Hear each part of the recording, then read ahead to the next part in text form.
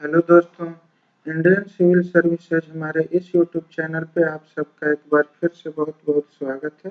दोस्तों, जैसा कि आप सब जानते हैं, हम प्रतिदिन आप सबके लिए IAS, PCS, SSC, bank, railway व अन्य कॉम्पिटिटिव एग्जाम्स के लिए स्टडी मटेरियल लेकर हाजिर होते रहते हैं। तो दोस्तों, इसी कड़ी में आजकल हमारी सर्वोच्च न्यायालय के न्यायपालिका की वीडियो सीरीज चल रही है। इसी न्यायपालिका टॉपिक की जो सीरीज है ये चल रही है। तो इसी कड़ी में आज हम आप सबके सामने सर्वोच्च न्यायालय का गठन लेकर हाजिर हुए हैं। ये न्यायपालिका जो टॉपिक है उसी वीडियो सीरीज का अगला कड़ी है। तो दोस्तों, इस वीडियो सीरीज को इस कड़ी को शुरू करने से पहले हमारा आपसे एक बार फिर विनम्र निवेदन है कि आप हमारे चैनल को सब्सक्राइब कर लीजिए और बेल के निशान को दबा दीजिए ताकि हमारी आने वाली हर वीडियो का बेल नोटिफिकेशन आपको सबसे पहले मिल सके और आप हमारी वीडियो सबसे पहले देख सकें। तो दोस्तों, आपका ज़्यादा समय न लेते हुए चलिए वीडियो को शुरू करते हैं। देखिए, सर्वोच्च न्यायालय के गठन के बारे में प्रावधान संविधान के अनुच्छेद 124(1) में दिया गया है। देखिए, सर्वोच्च न्यायालय के गठन के बारे में प्रावधान संविधान के अनुच्छेद 124(1) में दिया गया है। अनुच्छेद 124(1) के तहत मूल संविधान में सर्वोच्च न्यायालय के न्यायाधीशों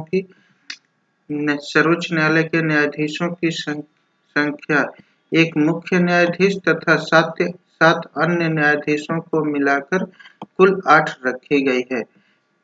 मतलब भारत के संविधान में एक मुख्य न्यायाधीश और 7 अन्य न्यायाधीश और सबको मिला के 8 रखी गई है। देखिए, सर्वोच्च न्यायालय के न्यायाधीशों की संख्या क्षेत्राधिकार न्यायाधीशों के वेतनमान एवं शर्तें निश्चित करने का अधिकार संसद को दिया गया है। जो सर्वोच्च न्यायालय के न्यायाधीश हैं उनके क्षेत्राधिकार न्यायाधीशों के वेतन व शर्तें निश्चित करने का अधिकार जो है संसद को दिया गया है। इस शक्ति का प्रयोग कर संसद ने समय समय पर न्यायाधीशों की संख्या में वृद्धि कर वर्तमान में सर्वोच्च न्यायालय में कुल न्यायाधीशों की संख्या 31 है। मतलब जो संविधान ने संसद को यह शक्ति प्रदान की है कि वो सर्वोच्च न्यायालय के न्यायाधीशों के वेतनमान और संख्या अन्य का निर्धारण संसद कर सकती है। इसी शक्ति का प्रयोग कर संसद ने वर्तमान में सर्वोच्च न्यायालय में न्यायाधीशों की संख्या 31 रखी है। मतलब इस समय वर्तमान में टोटल सर्वोच्च न्यायालय में न्यायाधीशों की संख्या जो है 31 है। अब आइए अगला टॉपिक देखते हैं। अगला टॉपिक है न्यायाधीशों की नियुक्ति। इस टॉपिक पे हम डिस्कस कर लेते हैं कि न्यायाधीशों की नियुक्ति कैसे होती है सर्वोच्च न्यायालय के।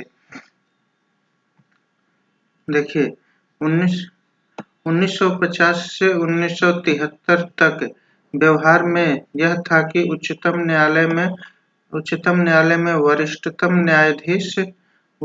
न्यायाधीश को बतौर मुख्य न्यायाधीश नियुक्त किया जाता था। इस व्यवस्था का 1973 में तब हनन हुआ जब एएन रे को 3 वरिष्ठतम न्यायाधीशों से ऊपर भारत का मुख्य न्यायाधीश नियुक्त कर दिया गया। देखिए, सबसे 1950 से 1973 तक यह व्यवस्था रही कि जो है उच्चतम न्यायालय में जो सबसे वरिष्ठ न्यायाधीश होते थे उन्हें मुख्य न्यायाधीश नियुक्त किया जाता था। लेकिन 1973 में तब इस व्यवस्था का हनन हो गया जब एएन रे को 3 वरिष्ठतम न्यायाधीशों से ऊपर रखकर मुख्य न्यायाधीश बना दिया गया। अब देखिए 1975 में क्या हुआ। पुनः 1975 में न्यायमूर्ति एच.आर. खन्ना को पीछे छोड़ते हुए न्यायमूर्ति एम.एच. बेग की नियुक्ति की गई। देखिए, पुनः 1975 में न्यायमूर्ति एच.आर. खन्ना को पीछे छोड़ते हुए न्यायमूर्ति एम.एच. बेग की नियुक्ति कर दी गई। अब देखिए, सर्वोच्च न्यायालय के सर्वोच्च न्यायालय के मुख्य न्यायाधीश की नियुक्ति सर्वोच्च न्यायालय के मुख्य न्यायाधीश की नियुक्ति तथा अन्य न्यायाधीशों की नियुक्ति राष्ट्रपति करता है। यह क्वेश्चन बार-बार पूछा जाता है कि सर्वोच्च न्यायालय के न्यायाधीशों की नियुक्ति कौन करता है, तो आप ध्यान रखेंगे सर्वोच्च न्यायालय के मुख्य न्यायाधीश और अन्य न्यायाधीशों की नियुक्ति राष्ट्रपति करता है। इसके साथ ही उच्च न्यायालय के मुख्य न्यायाधीश व अन्य न्यायाधीशों की नियुक्ति राष्ट्रपति सर्वोच्च न्यायालय के मुख्य न्यायाधीशों एवं संबंधित राज्य के राज्यपाल की सलाह पर करता है। मतलब जो हाई कोर्ट होते हैं उच्च न्यायालय, उनके भी मुख्य न्यायाधीश और अन्य न्यायाधीशों की नियुक्ति राज्य के राज्यपाल और सर्वोच्च न्यायालय के न्यायाधीश की सलाह पर राष्ट्रपति करता है। अब आइए आगे बढ़ते हैं वीडियो में और आगे देखते हैं आगे क्या है। देखिए, संविधान में मुख्य न्यायाधीश की नियुक्ति के लिए कोई पृथक प्रावधान नहीं है। संविधान में मुख्य न्यायाधीश की नियुक्ति के लिए कोई पृथक प्रावधान नहीं है, लेकिन मुख्य न्यायाधीश की नियुक्ति में केवल 2 मामलों को छोड़कर सदैव वरिष्ठता के सिद्धांत को अपनाया गया। 1993 में उच्चतम न्यायालय ने बहुमत से यह कहा। देखिए, 1993 में उच्चतम न्यायालय ने बहुमत से यह निर्णय दिया कि भारत के मुख्य न्यायाधीश के पद पर उच्चतम न्यायालय के वरिष्ठतम न्यायाधीश की ही नियुक्ति की जाएगी। 1993 में उच्चतम न्यायालय ने यह कहा कि उच्चतम न्यायालय के मुख्य न्यायाधीश के पद पर जो मतलब सर्वश्रेष्ठ होंगे और जो है वरीयता के क्रम में जो है नियुक्ति दी जाएगी। अब अगला टॉपिक देखिए, आगे देखिए।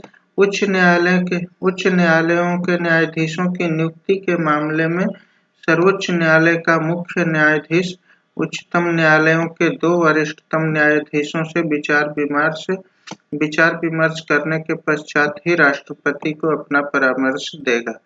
मतलब संविधान में यह प्रावधान किया गया है कि उच्च न्यायालय के न्यायाधीशों की नियुक्ति के मामले में सर्वोच्च न्यायालय का मुख्य न्यायाधीश उच्चतम न्यायालय के 2 वरिष्ठतम न्यायाधीशों से विचार विमर्श करने के पश्चात ही राष्ट्रपति को अपना परामर्श देगा कि किसे जो है उच्च न्यायालय का मुख्य न्यायाधीश नियुक्त किया जाए।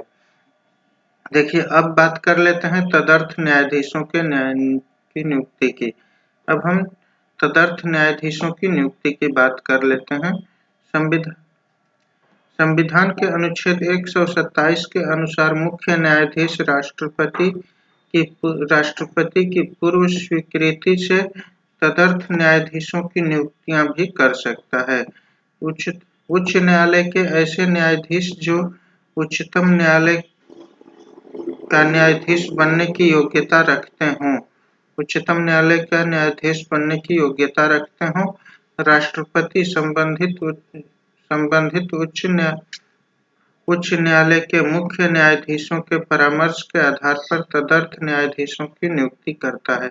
देखिए, संविधान के अनुच्छेद 127 के अनुसार मुख्य न्यायाधीश राष्ट्रपति की पूर्व नियुक्ति से तदर्थ न्यायाधीशों की नियुक्ति भी कर सकता है, लेकिन उच्चतम न्यायालय के ऐसे न्यायाधीश जो उच्चतम न्यायालय का न्यायाधीश बनने की देखिए उच्च न्यायालय के ऐसे न्यायाधीश जो उच्चतम न्यायालय का न्यायाधीश बनने की योग्यता रखते हों, राष्ट्रपति उच्च न्यायालय के मुख्य न्यायाधीश के परामर्श के आधार पर तदर्थ न्यायाधीशों की नियुक्ति करता है।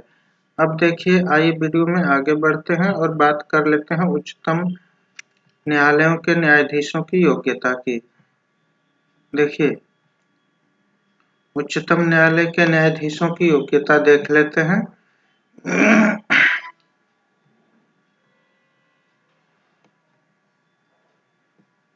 उच्चतम न्यायालय के न्यायाधीश बनने के लिए निम्नलिखित योग्यताएं होती हैं।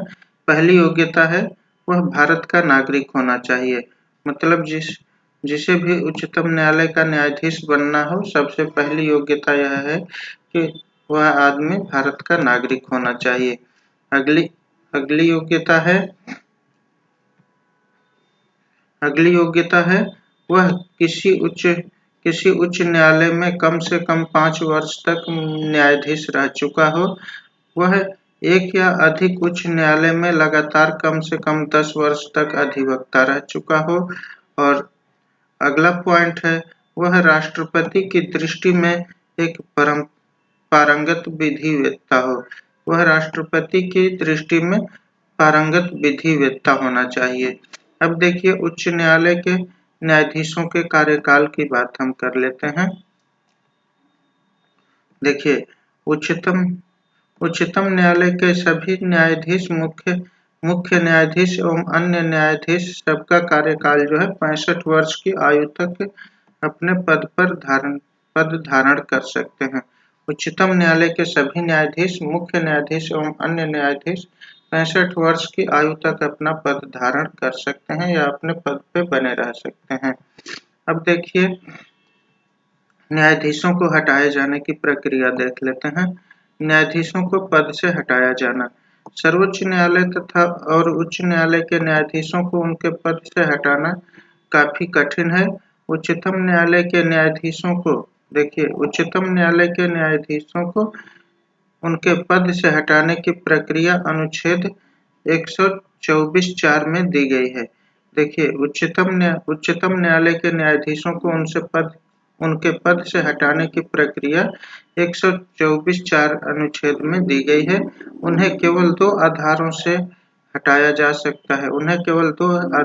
हटाया जा सकता है और ये आधार हैं साबित कदाचार और दूसरा असमर्थता के आधार पे।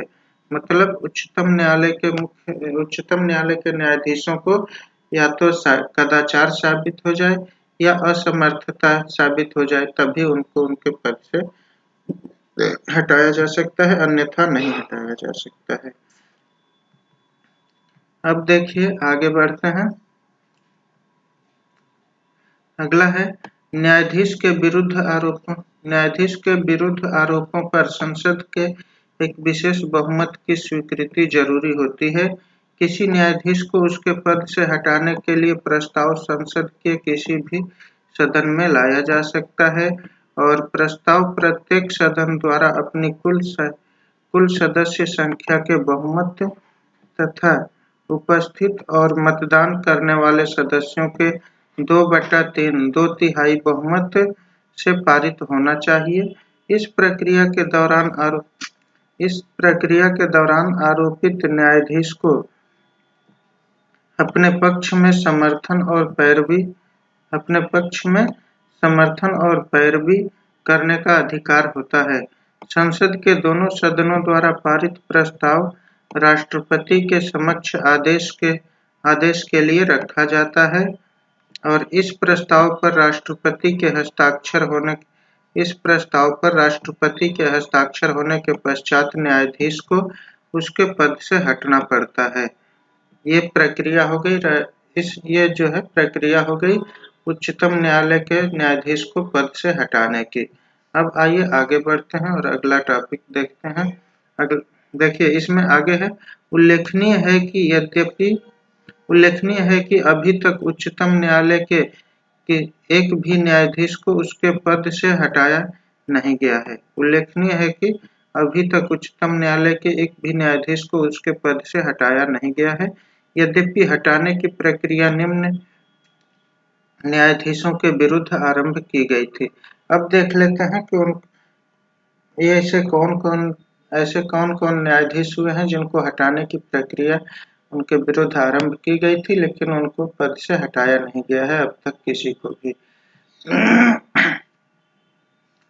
देखिए इसमें सबसे पहले आते हैं, पहले नंबर पे है न्यायाधीश बी रामास्वामी। न्यायाधीश बी रामास्वामी का मामला देख लेते हैं। न्यायमूर्ति बी रामास्वामी उच्चतम न्यायालय के ऐसे प्रथम न्यायाधीश हैं जिनको हटाने के लिए 1991 में लोकसभा में प्रस्ताव लाया गया इनको हटाने के लिए लाया गया था। श्रीराम स्वामी पर पंजाब और हरियाणा उच्च न्यायालय का मुख्य न्यायाधीश रहने के दौरान वित्तीय अनियमितताओं का आरोप था। इसके बाद इसके इसके एक वर्ष बाद 1992 में सर्वोच्च न्यायालय के न्यायाधीशों की एक उच्च स्तरीय जांच समिति ने न्यायमूर्ति बी रामास्वामी को पंजाब व हरियाणा के मुख्य न्यायाधीश रहते सार्वजनिक धन के निजी उद्देश्यों के इस्तेमाल करने और संवैधानिक नियमों की अवहेलना करने के कारण तथा पद का जानबूझकर दुरुपयोग करने का दोषी पाया गया। इतने कठोर आरोपों के बाद भी रामास्वामी पर संसद में महाभियोग सिद्ध नहीं हो सका। रामास्वामी पर संसद में महाभियोग सिद्ध नहीं हो सका, इसलिए उन्हें नहीं हटाया जा सका। अब देखिए आगे बढ़ते हैं। देखिए, महाभियोग के प्रस्ताव के पक्ष में सदन में मौजूद और मतदान करने वाले सदस्यों के दो तिहाई मत तो पड़े, लेकिन कांग्रेस पार्टी ने सदन के मतदान में भाग नहीं लिया। कांग्रेस पार्टी ने सदन के मतदान में भाग नहीं लिया, अतः प्रस्ताव पारित नहीं हो सका। इसलिए जो है वो नहीं हट सके, रामास्वामी जी नहीं हटे अपने पद से। अब देखिए अगला मामला है सौमित्र सेन का मामला।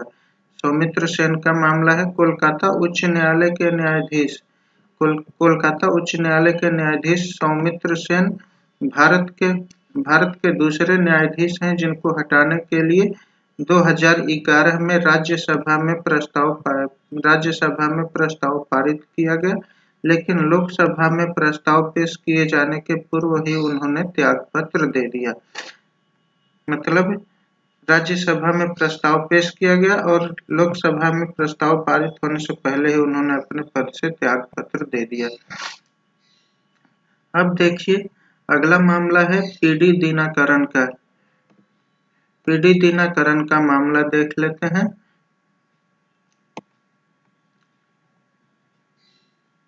ये जो है पीडी दीनाकरण का मामला है।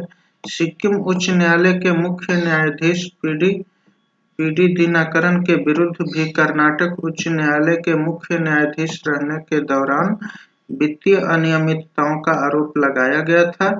श्री दीनाकरण ने 2010 में राज्यसभा में महाभियोग की कार्यवाही प्रारंभ करने के पूर्व ही अपने पद से त्यागपत्र दे दिया। देखिए सिक्किम उच्च न्यायालय के मुख्य न्यायाधीश पीडी दीनाकरण के विरुद्ध भी कर्नाटक उच्च न्यायालय के मुख्य न्यायाधीश रहने के दौरान वित्तीय अनियमितताओं का आरोप लगाया गया था और श्री दीनाकरण ने 2010 में राज्यसभा में महाभियोग की कार्यवाही प्रारंभ होने के पूर्व ही अपना त्यागपत्र दे दिया और अपने पद से इस्तीफा दे दिए, हट गए। अब देखिए अगला टॉपिक है उच्च न्यायालय का गठन। इसको हम देख लेते हैं। देखिए दोस्तों, ये उच्च न्यायालय का गठन है, इसको हम जो है अगले वीडियो में कवर करेंगे। ये तो रहा हमारा, आज हमने सर्वोच्च न्यायालय के गठन और उसके न्यायाधीशों के बारे में चर्चा किया और महाभियोग की प्रक्रिया पे भी चर्चा किया। दोस्तों आज की ये वीडियो आपको कैसी लगी हमें कमेंट सेक्शन में जरूर बताइएगा।